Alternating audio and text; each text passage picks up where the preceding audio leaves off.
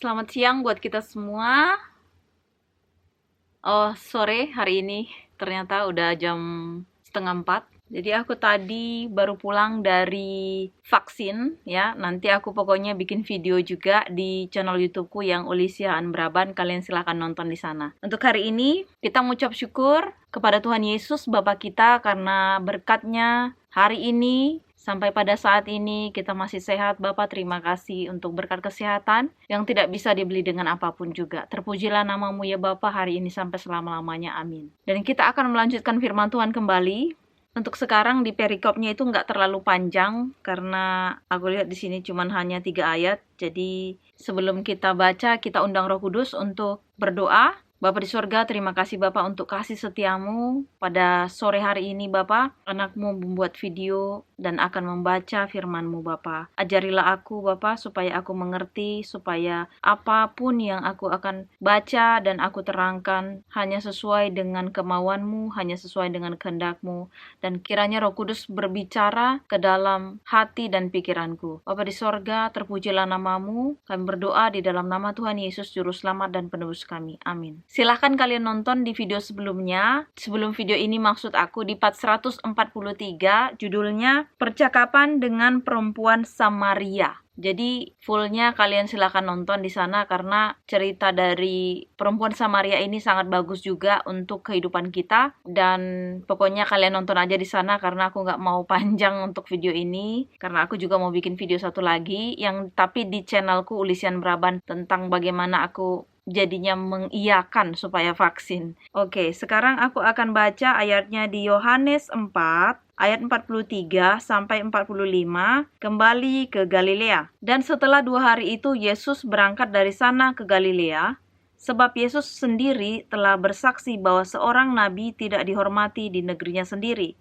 Maka setelah ia tiba di Galilea, orang-orang Galilea pun menyambut dia, karena mereka telah melihat segala sesuatu yang dikerjakannya di Yerusalem pada pesta itu, sebab mereka sendiri pun turut ke pesta itu. Jadi waktu Tuhan Yesus berada di daerah Sikar, ya, di daerah dekat tanah yang diberikan Yakub dahulu kepada anaknya Yusuf, di mana di sana itu ada perempuan Samaria yang sedang mengambil air. Jadi pokoknya kalian silakan nonton di sana sebelum video ini supaya bisa nyambung. Nah, setelah dia 2 hari di daerah orang-orang Samaria, kemudian Yesus datanglah kembali ke Galilea. Dan di sebelum Tuhan Yesus itu sampai di pada kisah ini, Yesus pernah ke Galilea dan orang-orang Galilea atau orang-orang mereka ya, orang-orang yang ibaratnya satu kampung lah dengan Tuhan Yesus, menolak dia, bahkan mengusir Tuhan Yesus. Dan mereka tuh seperti kayak nggak nganggap Tuhan Yesus itu ya. Tapi pada saat Tuhan Yesus membuat air menjadi anggur, membuat mukjizatnya ya, yang pertama, dan di pesta itu mereka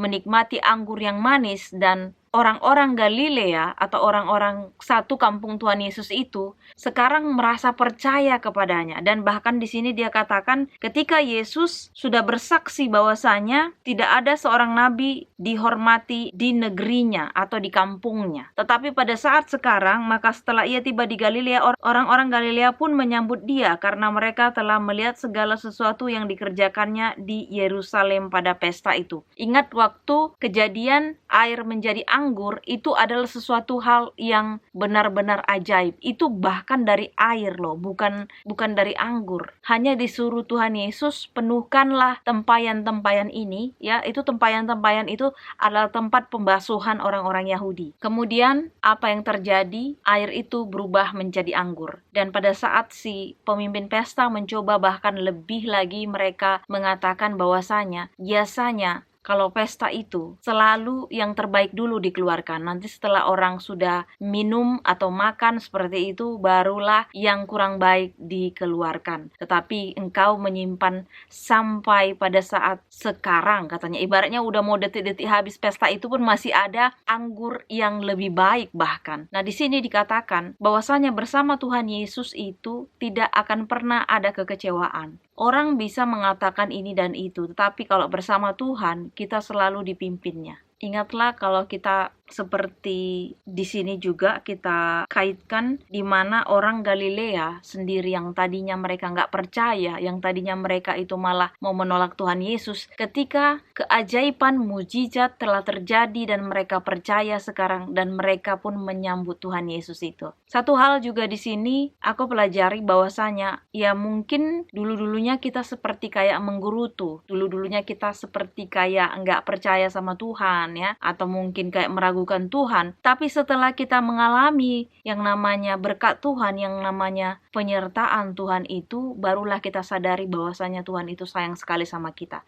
Dan kita pun pastinya menyambut Dia, seperti orang Galilea ini ya. Karena mereka telah melihat segala sesuatu yang dikerjakannya di Yerusalem pada pesta itu. Jadi di sini pelajaran bahwasanya kalau mungkin secara awal kita nggak terima atau mungkin kita nggak percaya sepenuhnya sama Tuhan, tetapi ketika Tuhan sudah bekerja, harusnya kita respon juga bahwasanya Tuhan tidak pernah meninggalkan kita. Jadi jangan sekali-kali meninggalkan Tuhan, karena rugi kita, rugi Anda kalau meninggalkan Tuhan, sia-sia hidupmu kalau meninggalkan Tuhan. Makanya cari Tuhan, bertobat kalau lagi sekarang melakukan dosa, jangan buat lagi dosa. Sesali itu, akui dalam Tuhan, berdoa dan minta pengampunan sama Tuhan, dan tinggalkan semuanya dosa.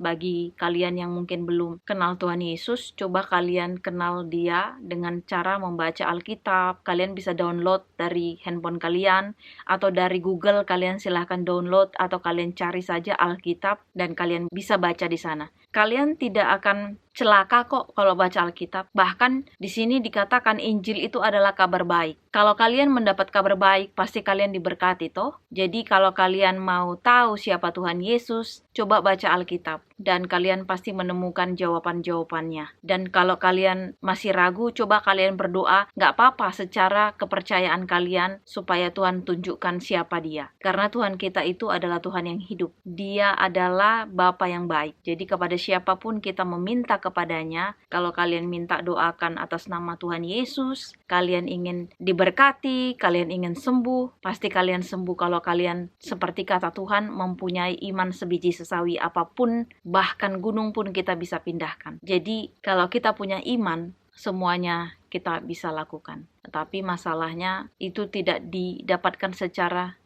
gampang. Harus terus kita pelajari firman Tuhan. Harus terus kita bergaul dengan Tuhan. Harus terus kita selalu menyenangkan hati Tuhan. Supaya Roh Kudus itu bekerja di hati kita, di pikiran kita. Dan kita tidak termanipulasi oleh kuasa kegelapan atau kuasa jahat. Jadi, kalaupun seperti orang-orang Galilea atau satu kampungnya Tuhan pada saat pertama kali menolak Tuhan Yesus, ketika Yesus datang awal-awal ke kampungnya, kemudian sekarang disambut karena mereka sudah tahu bahwasanya Yesus itu adalah Tuhan dan Juru Selamat atau utusan dari surga itu sendiri. Dan ketika mereka tahu di mana mujizat air menjadi anggur itu, maka mereka pun percaya dan mereka menyambut. Jadi sambutlah Tuhan Yesus, sambutlah Dia, sambutlah di hatimu dan di pikiranmu. Karena tidak akan pernah engkau rugi kalau engkau bersama-sama dengan Bapa kita Tuhan Yesus Kristus. Pastinya kita akan selalu diberkati dalam setiap apapun. Seperti firman Tuhan, sekalipun aku berjalan dalam lembah kegelapan, aku tidak takut bahaya, sebab engkau besertaku, gadamu dan tongkatmu itulah yang menghibur aku. Jadi sekalipun kita lihat sepertinya kayak tidak ada kehidupan, atau sekalipun kita lihat sepertinya kegagalan, atau sekalipun kita lihat seperti tidak ada perubahan, tetap pegang firman Tuhan, tetap pegang tangan Tuhan, tetap berdoa pada Dia, jangan pernah lelah.